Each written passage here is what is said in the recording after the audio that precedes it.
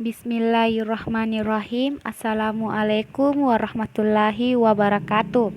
Perkenalkan, nama saya Suryani, NIM 204070760040, kelas 30B. Baiklah, saya akan memaparkan materi tentang kalimat paragraf. Yang pertama-tama yaitu pengertian paragraf.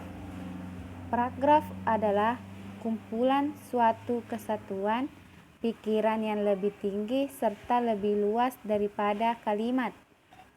Atau definisi paragraf yaitu bagian yang berasal dari suatu karangan yang terdiri dari sejumlah kalimat yang isinya mengungkapkan satuan informasi atau kalimat dengan pikiran utama sebagai pengendaliannya dan juga pikiran penjelas sebagai pendukungnya. Adapun bentuk dan jenis paragraf, yang pertama bagian A yaitu narasi, adalah paragraf yang menceritakan atau mengisahkan suatu kejadian atau peristiwa. Contohnya, Amir berjalan cepat menuju pintu rumahnya karena merasa khawatir seseorang akan memergoki kedatangannya. Dengan pelan-pelan ia membuka pintu itu.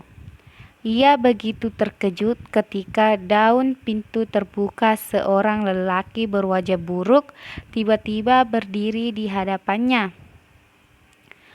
Tanpa berpikir panjang, ia langsung mengayunkan tinjunya ke arah perut lelaki misterius itu.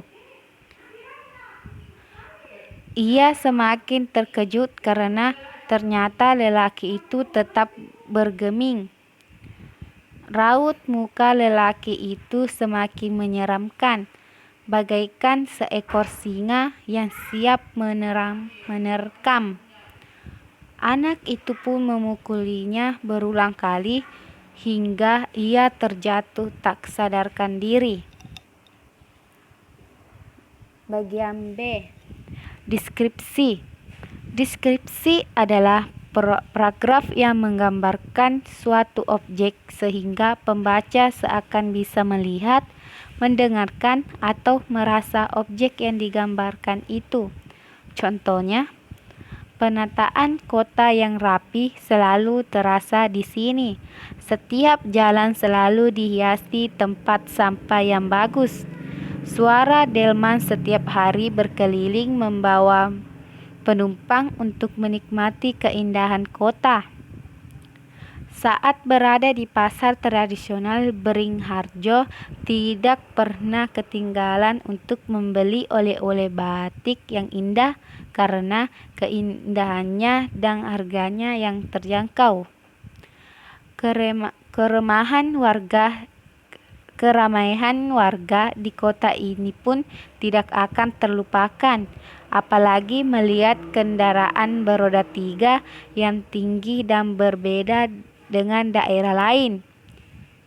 Keindahan kota Yogyakarta selalu ingin dinikmati oleh wisata. C. Eksposisi. Eksposisi adalah paragraf yang menginformasikan suatu teori, teknik, kiat, atau petunjuk sehingga orang membacanya akan bertambah wawasannya. Ciri-cirinya yaitu teknik identifikasi, teknik perbandingan, teknik ilustrasi, teknik klasifikasi, teknik definisi, dan teknik analisis. D. Argumentasi. Argumentasi adalah paragraf yang mengemukakan suatu pendapat beserta alasannya. Ciri-cirinya ada pendapat dan ada alasannya. E. Persuasi.